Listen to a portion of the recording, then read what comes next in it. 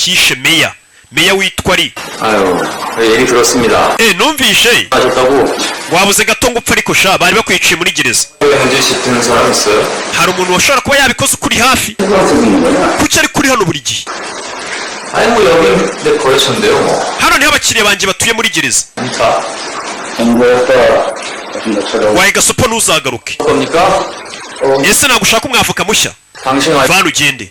umugore wawe 그래서 오늘 내일 한다면서요. numvishe ngo ameze nabi kwa muganga, ameze nabi. ugomba kuva muri gereza vuba bishoboka ukajya kure umugore wawe. fata umusore ukigaburiye igice ubwira umugore wanjye ninde wakohereje. ikigabo cya munizi. iyo nkovu ufite ku kaboko kawe, ya nkovu 근데 나이 기억나요? uribuka umwana wawe guteye iyo nkovu wiki? 이렇게 사람 얼굴 기억 못해서 어떡해요? nakekuri nimba wita detective wakagombye kuba ufite ubwonko bukora neza. 기억하기 싫은 일이라. ese cyangwa nuko ushaka kubyibagirwa ntabwo wibuka umwana waguteye iyo nkovu? umugabo yatangiye kwibuka umunsi umwe rwa rwana rwamurumye rukamutera inkovu yararwibutse. uyu mwavoka biza ate rero ko hari umwana wamuteye inkovu? ikigabo yaracibukije. 신들이 죽인 그 여자 변호사. umugore w'umwavoka mwabagabo mwe mwishe 아들이 바로 나. umwana we. umugabo yarikanze. ka kana kamurumye karakuze kabaye akavoka.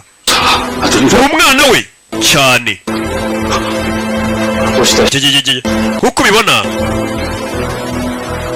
재판을 맡는 진짜 이유가 궁금하다고 그랬죠?